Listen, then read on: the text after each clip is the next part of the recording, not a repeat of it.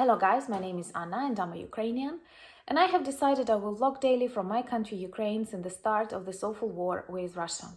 In my daily videos I update you on the situation in my country, and I'm always glad to clarify some facts on our history or our culture, so feel free to ask your questions, they always inspire and motivate me. But today I will be a little bit sentimental. I am like that for the couple of last days. And I want to speak about Eurovision.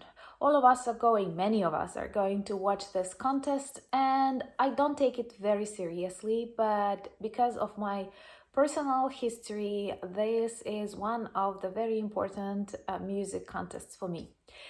Because of our family tradition. When I was at school or when I was at the university, or we would watch this contest together with my parents, and we will have bets, and even when I lose, my father never felt sorry for me and he would take the money. And I remember this as a ritual, like when you prepare something tasty to eat, when you buy cola or beer, depending on your age, and we would comment every comment, every story, every how do you call that, performance, every show. There are some favorites, and I remember I would collect some songs in the list to listen to them later. And for me it is like a sacred tradition to watch it. My father is no longer with me physically, but that's why it makes it even more sentimental. And definitely I'm going to watch Eurovision today if like nothing happens. And a little overview of Ukrainian history on Eurovision. As far as I know, our first performance was in 2003. But the very next year, in 2004, our singer Ruslana won the competition with her composition Wild Dances. It was pretty popular all over the world. It was very popular inside Ukraine. There was a Ukrainian version, an English version, and perhaps I will add a link to all the winner songs of Ukraine below my video. And being such a fan of Eurovision, I missed that performance because me and Dad, we were returning back home from Kyiv or something on train, and the internet, like mobile, was not that developed back in 2004, so I did not see that in my own eyes, and I felt really terrible because I received messages from my friends who informed me, do you know we have just won the contest? And I was like, no, and I missed that. It happens like that with people, I don't know why. When you wait for something very much, you will miss it. So then the next victory was in 2016, that was Jamala. And she is of the Crimean Tatar origin, and her song was very strong, and it depicted the tragic history of Crimean Tatars and of course occupations and other things that are traditionally in Ukraine caused by Russia or Soviets. And I know she is very active in collecting the money for the support of the Ukrainian armed forces, and she had lots of concerts all over the world. So I guess she will be present also on this Eurovision contest. And there were other successful singers or bands that performed on the Eurovision, and we were always proud of them. Okay, not always and not all of them, but definitely we were attentive. Twice Eurovision came to Ukraine, and twice that was Kyiv. And today's participants, Kalos Orchestra, they are very unusual, and I like the song, I like them. I cannot tell you this is my favorite band, because typically your favorite bands, they are not on Eurovision.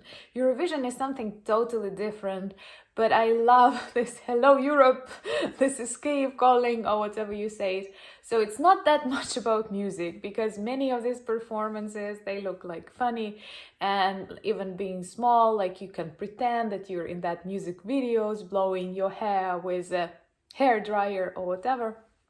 But once again, because it's in my family traditions, because I have so many sweet memories and I have lost so much money to my father betting on the wrong bands, it's all very, very sentimental. And I am like going to watch this Eurovision as long as it exists.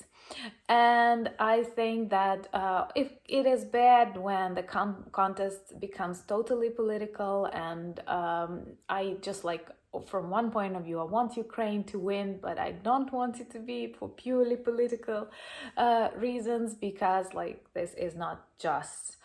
But anyway, I did not manage to watch semifinals, and this is why every song will be a surprise to me. Those of you who are going to watch Eurovision, please let me know what are your favorites. And if you're interested about the Ukrainian contestants, they are from different cities of Ukraine. Some of them even studied in a musical high school or something, I don't know how to college, in a musical college in my town, Lutsk, because we have a very nice musical college here. And the song was dedicated to the mother of the band leader, and her name is Stefania, which is a not very popular name, but it's very popular in the Lviv region, and it's a nice name, I think. And by the way, he speaks this Ukrainian rap so quickly that nobody in Ukraine understands him.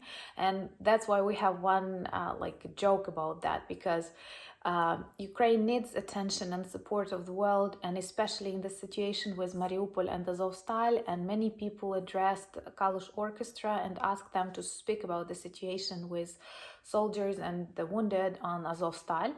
And they were prohibited to do so, because like Eurovision, according to the rules of the contest, you cannot use the stage for some political messages.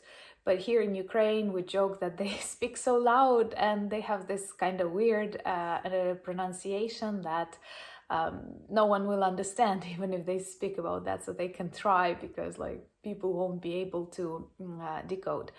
And some of their costumes have some elements from the Ukrainian national costumes, especially from the mountainous region, the Carpathian Mountains, I have already told you about. So in general, what I like about Eurovision is this atmosphere, my memories, this like some traditions, like hello, this is London calling. And please let me know who are your favorites if you're going to watch this contest.